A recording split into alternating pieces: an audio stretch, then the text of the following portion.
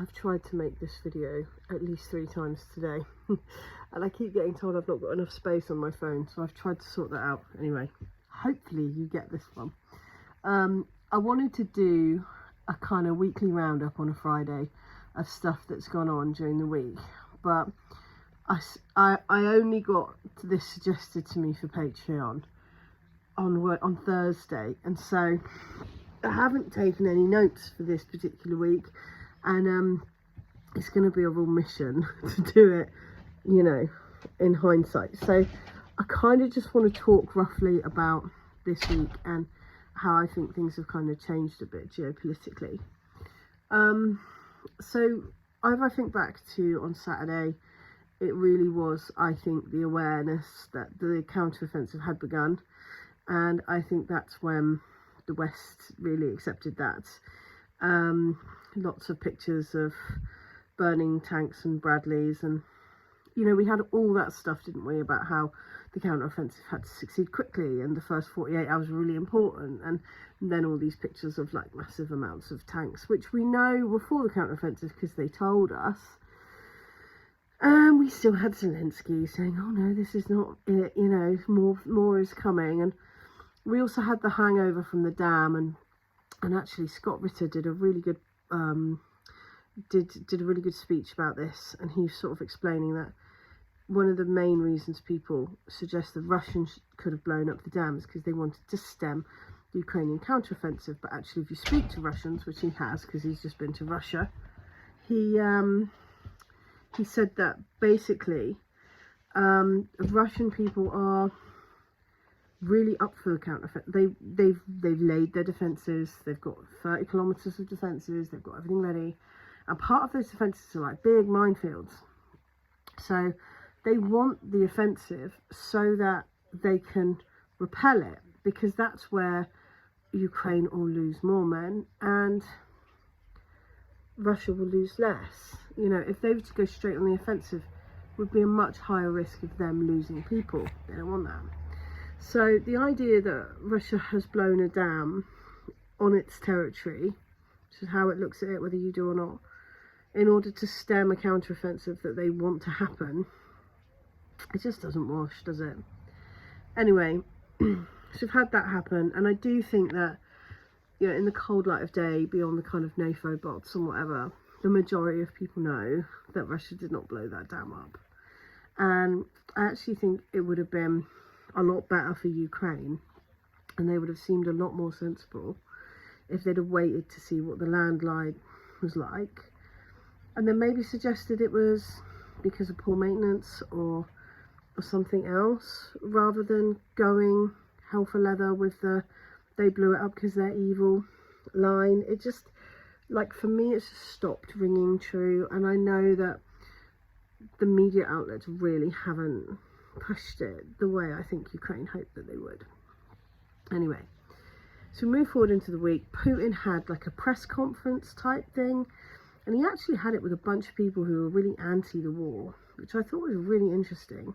I really can't imagine like Biden or Sunak ever like sitting down and taking questions from journalists who disagree with them. That's what Putin did. And you know, he was asked some questions, and interesting, he was asked about like the end of the war and how it was going to happen, and he said it's up to the military now. Now obviously Putin is the supreme commander of the Russian Federation, no one's denying that, but I think that that's a really telling sign that he's kind of gone, you know, if there's going to be an end to this, it's going to be on the battlefield. I got the sense that he was kind of a little bit sick of waiting for negotiations now. So that was kind of interesting. And then we ended up in a situation where a number of kind of Western delegates have made some interesting points. There was supposed to be a meeting between Poland and Germany and America, which is a match made in hell, isn't it? About security guarantees. And I'm not sure they were able to get anywhere, and actually it's because all of the popular polls have shown that there is very, very little will amongst the people of Germany or Poland to actually go into Ukraine and fight Russia, which I feel is a bit of a win. But there's also been other Eastern European countries who have come out and said, really not up for this. Estonia and Lithuania have both kind of put their foot down a bit. Lithuania is interesting because they've allowed quite a lot of NATO sorties and gathering of troops on their borders and stuff, but when it comes to actually sending Eastern European men into Ukraine to fight Russia, no one's really up for that. In fact, the Estonian lead, I think Prime Minister, possibly President, I don't know, said no one's really spoken to us about this. You know, we're not aware that we're supposed to be going into a war with Russia, and it's not something we're up for. Hungary has put their military on high alert after threats to the pipeline.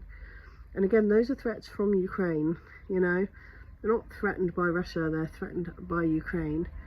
So I think things are really, really changing. And I think you can see that in how desperate the Americans are acting.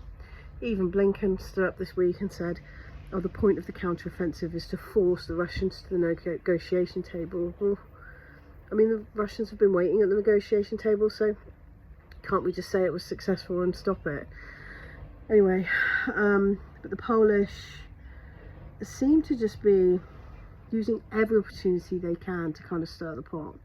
And today was no exception. You know, stopping the South African diplomacy team from landing and refueling and doing what they needed to do to get to Kiev. It's just so pathetic, and it really, really makes the West look awful. But I think we're all going to be kind of on tenterhooks now, waiting for Vilnius, which is what, mid-July, because I think the Biden White House was pretty desperate for there to be some success, and there hasn't been, you know. Then you've got Macron, who's saying he wants to go to the BRICS summit. No one knows whether that's his friend or foe, because it's Macron and he's the epitome of an agent zigzag. But of course they're not going to let Macron go. I mean, 500 billion of African resources and currency is held in France, and every time they try and remove it, the French find a way to attack them.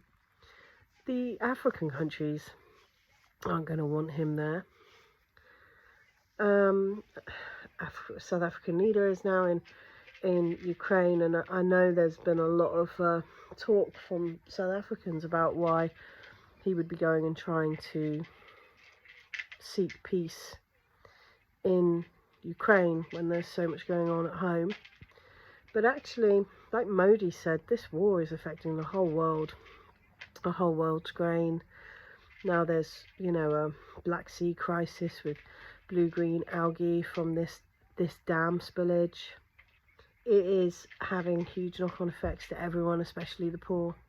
So I think it's really right that the South Africans have gone, and I did really hope that they would be able to get through to Zelensky.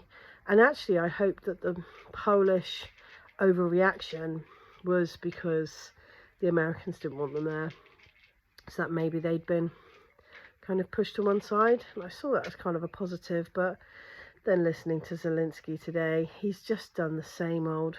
We're not conceding any territory, anything short of every piece of land, including Crimea, which is absurd, being returned to the Kiev regime, is unacceptable. And so off they go to Moscow with the understanding very clearly that this is not a man who wants peace. I still have some hope that peace can be sought somewhere by someone, but it seems that every time a neutral country tries to investigate a way for there being peace. Hey Jarvis, get out of my video. It's turned down, which is quite heartbreaking. You think that 7,500 men at least have died on the fields of Ukraine in the last 10 days. It's a hard thing to swallow when someone says they won't even start to talk about peace. They won't start to talk about a ceasefire. But that's obviously where we're at the moment. Here in the UK, we've got the impending recession. Our government is in absolute tatters. Boris Johnson's been disgraced out of his job. I'm not convinced by that. I think he'll be off working for the Americans or doing something. We need to find a new NATO leader. Jens Stoltenberg is off to the White House, probably to be begged into keeping his job for an extra year. And of course, Olaf Scholz is rushing between acting like Hitler and asking Putin for a meeting. It's been a crazy week. That's kind of my roundup. I will do a longer video next week because I'll keep notes on what's going on, but I think everything hinges on what they can spin at this NATO conference, which I feel is going to be tense. I wouldn't be surprised if Turkey says they're leaving. I wouldn't be surprised if Hungary puts some serious pressure on NATO to do something about the fact that Zelensky has attacked the Nord Stream pipeline, according to American intelligence, that they have repeatedly tried to attack the Turkish pipeline, and that they've said they want to attack the Hungarian pipeline. I do think that those pipeline attacks are false flags, though. I think that the Americans realise that they're not going to get away with Nord Stream, so suggested to the Ukrainians that they start attacking pipelines so it looks like them.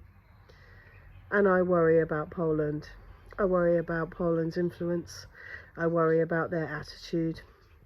And I worry that they are being led down the same garden path that the Ukrainians did. You know, exceptionalism, best in Europe, you're going to be the most important and popular. I can't see that ever happening for Poland. I mean, it never has in 2,000 years. I'm not sure why it would now. But try telling that to the Polish. Anyway, I hope you all have a lovely Friday night, and I will speak to you soon.